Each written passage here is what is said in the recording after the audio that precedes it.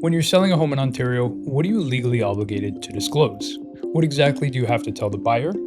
And what, if anything, needs to go into the MLS listing? The answers here might surprise you. My name is Zachary Soccio-Marandola. I'm a real estate lawyer here in Toronto, and I help people like you close real estate deals every single day. So today I'm going to break down what sellers have to disclose, what they don't have to disclose, and what buyers can do to protect themselves when the law allows for silence.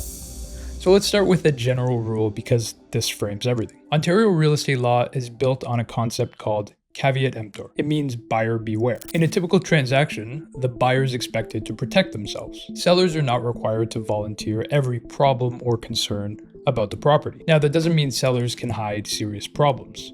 There is an important exception. Sellers must disclose latent defects that make a property dangerous or unfit for habitation. Now, a latent defect is something you wouldn't discover on a reasonable inspection. Not something obvious, not something cosmetic. And that term, unfit for habitation, is not an especially high bar or as difficult of a test as it sounds. So it doesn't mean the house is collapsing. It means if there's a real safety or health issue that interferes with any kind of normal living. Now, a good example of this, if the property was used for the growth of marijuana and resulted in issues like mold or contamination, that's not necessarily visible. If the seller knows about it and it affects safety or the use of the home, it may need to be disclosed. That's the law stepping in. But now let's contrast that with stigma. Now, stigma is very different. Stigma is not a physical defect. It's something about the property that affects perception, reputation, or desirability.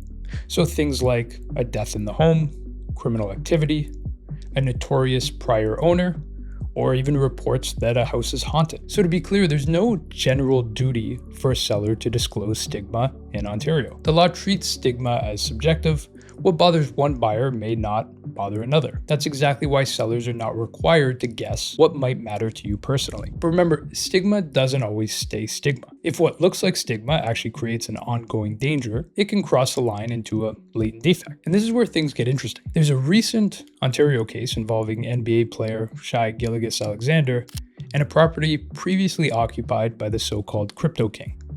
The issue wasn't reputation or embarrassment. The issue was safety.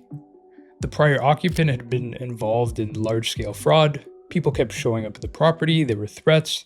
There was a real ongoing risk to anyone living there. The court said this wasn't just stigma. It was a latent defect. Not because the house was physically broken, but because the danger made it unfit for habitation. And importantly, the seller knew about it. So we know a property doesn't have to be structurally defective to be legally defective.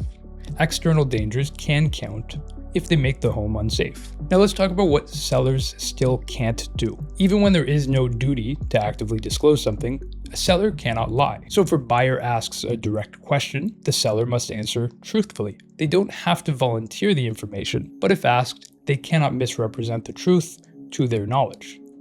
So what should buyers do with all of this? Well, if you're concerned about stigma, hoping the sellers volunteer information is not a strategy. Buyers need to ask specific questions. They should ask them in writing, and you should document the answers. Once you ask, an obligation to tell the truth is created. And beyond questions, buyers can deal with this directly in the agreement itself. Let me give you one real example. There's a clause that says the seller represents and warrants that, during their ownership, the property has not been used for the growth or manufacture of illegal substances, and that to the best of the seller's knowledge and belief, it's never been used for that purpose at all. This is fairly common in the deals that come across my desk. Now, in plain English, that does two things. First, it forces the seller to put in an actual representation and warranty regarding a stigma issue into the agreement itself. And second, it gives the buyer legal protection if that statement turns out to be untrue later. It's all about allocating risk clearly, and that's the theme of this entire video. If something matters to you as a buyer, you don't rely on silence. You ask the question or you write it into the deal. That's how you protect yourself when the law allows for silence. So a quick recap of everything. Ontario law does not require sellers to tell you everything, but it does require honesty. And buyers who protect themselves don't rely just on voluntary disclosure. They rely on asking real questions, doing their homework, and proper drafting in the agreement. If you're enjoying these behind-the-scenes real estate law videos, be sure to subscribe to the channel. I post a new video every single week. And if you're in the industry, I also send a weekly newsletter with practical legal info written specifically for realtors. The link to that is in the description below. Thanks for watching.